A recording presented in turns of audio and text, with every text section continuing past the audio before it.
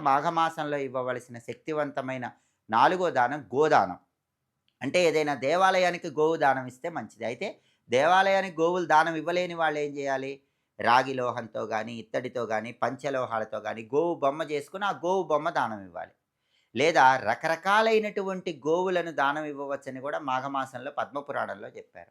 ఆ రకరకాలైనటువంటి గోవులేంటంటే గుడగోవు, ఘృతగోవు, శాలిధాన్య గోవు ఇలా రకరకాలైనటువంటి గోవులను ఇవ్వచ్చు. గుడగోవు అంటే అర్థం ఏంటంటే గుడ అంటే బెల్లం.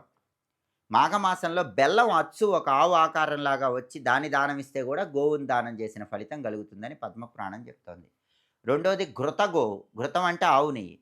మాఘమాసంలో ఆవు నెయ్యి ఒక పాత్రలో ఆవు ఆకారం వచ్చేలాగా పోసి దానం ఇచ్చినా గోదానం చేసిన ఫలితం కలుగుతుంది. మూడవది శాలిధాన్య గోవు. శాలిధాన్యం అంటే వడ్లు.